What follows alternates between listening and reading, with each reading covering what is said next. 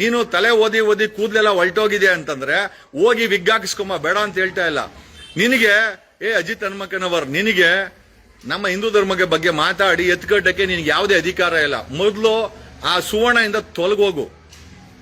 ನಿನ್ನ ನಂಬ್ಕೊಂಡು ಎಷ್ಟೋ ಜನ ಬೀದಿಗೆ ಬಂದಿದ್ದಾರೆ. ಇದೇ ಮಾತನ್ನ ನಿಮ್ಮ ಜೈನ್ ಹುಡುಗರಿಗೆ ಹೇಳೋ.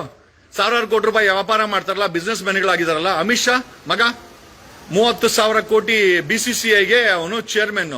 ನೀನು ಅಜಿತ್ ಹನುಮಕ್ಕನವರು, ನೀನು ಸುವರ್ಣ ಚೀವಿನಲ್ಲಿ ಒಳ್ಳೊಳ್ಳೆ ಸಂಬಳ ತಗೊಂಡು ಒಳ್ಳೆ ಚೀಫ್, ನೀನು ಸುವರ್ಣ ಚೀಫ್. ಅದೇ ನಿಮ್ಮ ಜೈನ್ ಕುಟುಂಬ ಧರ್ಮಸ್ಥಳದಲ್ಲಿ ಸಾವಿರಾರು ಕೋಟಿ ಏನೋ ದುಡ್ಡನ್ನ ಮಂಜುನಾಥ ಹೆಸರು ತಗೊಂಡು ಚೆನ್ನಾಗಿದ್ದಾರೆ. ನೀವು ಜೈನರೆಲ್ಲ ಚೆನ್ನಾಗಿರ್ಬೇಕು. ಆದ್ರೆ ನಮ್ಮ ಹಿಂದೂಗಳು ಮಾತ್ರ ಮುಸಲ್ಮಾನರ ಜೊತೆ ಕಿತ್ತಾಡ್ಕೊಂಡು ಬೀದಿಗಳಲ್ಲಿ ಜೈನಲ್ಲಲ್ಲಿ ಇರಬೇಕು.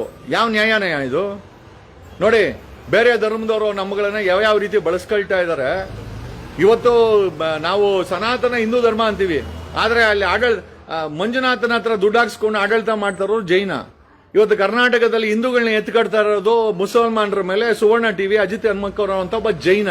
ನಮ್ಮ ವಿಜಯವಾಹಿನಿ ನ್ಯೂಸ್ ಚಾನೆಲ್ನಲ್ಲಿ ಪ್ರಮೋಷನ್, ಜಾಹೀರಾತು, ಅಡ್ವರ್ಟೈಸ್ಮೆಂಟ್ ನೀಡಲು ಸಂಪರ್ಕಿಸಿ 9535808456.